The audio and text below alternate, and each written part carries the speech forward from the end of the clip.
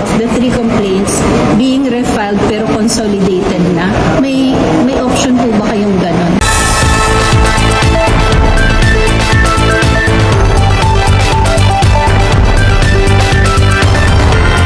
Dito mga kabayan, sabay-sabay po natin napakinggan ito pong reaksyon ni Franz Castro at ni Brosas at ipagpatuloy pa rin nila ang impeachment case kay Sara Duterte sa kabila ng pakiusap ng INC pero tuloy-tuloy pa rin. At kung ikaw ay bago pa lang sa aking YouTube channel, please huwag kalimutan mag-subscribe at pakipindot sa notification bell para update ka. Let's go! Tagapamahalang pangkalahatan ng Iglesia ni Cristo, ang kapatid na Eduardo V. Manalo.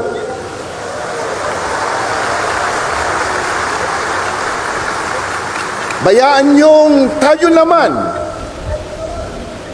ang bumati sa kanya ngayon. Sabihin po nating magandang araw po ka Eduardo. Isa pa.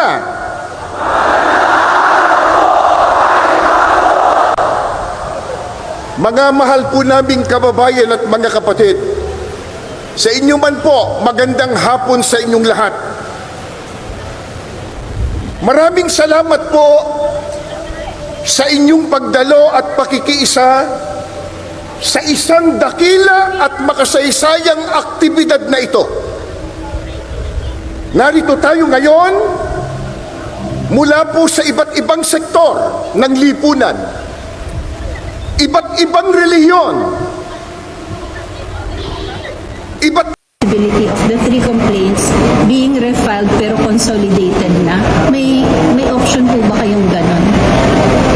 Well, doon magre-refile ba? Or Parang- magagaling pa rin sa ibang set ng complainants? Bale, yung So, may first ganun three. ba? So, yung first three, so ang proseso kasi, pag na-endorse niya na yan kay Speaker, dadalhin yan sa, i-refer yan sa Committee on Justice. So, doon magkakaroon ng consolidation. At doon siguro, pwedeng pirmahan yan ng mga kasama namin kongresista.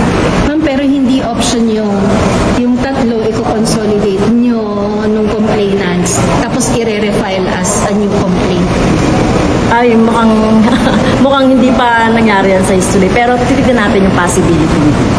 Pero kayo ma'am, pag natuloy yung fourth impeachment complaint, you're willing to endorse para makuha yung 103 na kinakaila? Sure, oo. Endorse namin yan lahat ng mga pagkakataon na pwedeng ma-impeach o mga way na pwedeng ma-impeach si Sara Duterte ay gagawin namin.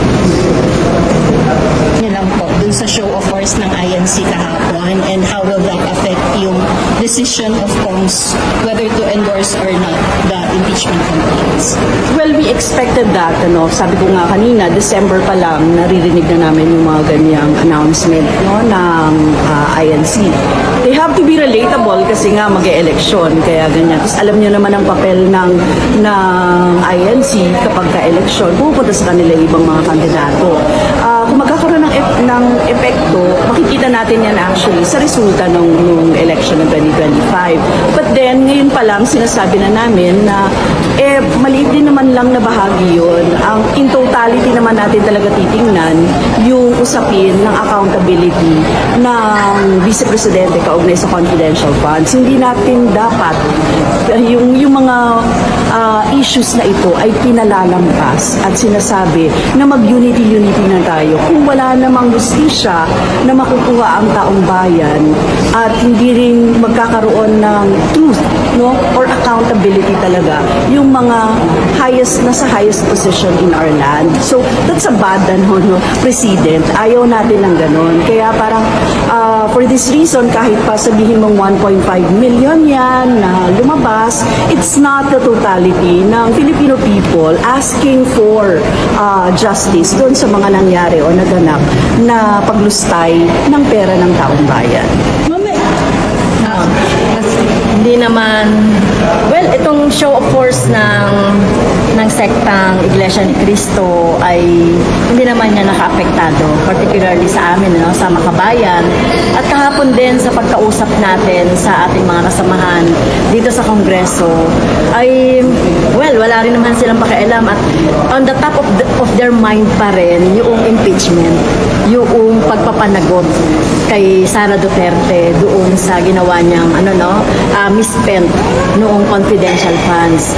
Kaya tingin natin ay walang sa amin walang epekto 'yan.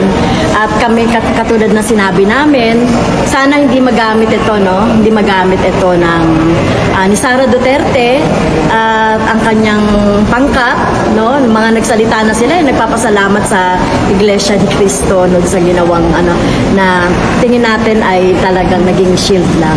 Kaya walang epekto 'yan. Tingin ko doon sa ating mga kasamahan dito. Tuloy pa rin ang laban natin sa impeachment. Ma'am, yung sabi ni Sara na tatakbo siya sa 24. Well, gano'n naman ang mga Duterte, sabihin nila tatakbo, tapos hindi. Pero mukhang nagpalakas ng loob sa kanya, Ngayon niya sinasabi yan, yung mukhang itong mga kilos ng Iglesia ni Cristo. Pero, sana hindi siya manalo. First, if she will be impeached, no, she cannot run. Diba? Kapag na-impeach siya, hindi siya makakatakbo. Kasi perpetual yun na hindi ka makakatakbo sa posisyon. Tapos, second, kung meron siyang haharaping mga kaso, kailangan harapin niya muna yun. At sa dami ng mga nangyari ng naganap ng nakaraan, I'm sure meron talagang mga cases na maipafile sa kanya. Kasi yun na rin naman yung resolution as of last time. Kung narinig ninyo sa iba't ibang mga pagdinig, isa yon sa mga iniisip. So, it won't be a smooth katulad ng iniisip niya siguro na ang 2028 ay for her. Malakas lang ang loob niya kasi meron siyang mga ganito na ginagawa ngayon.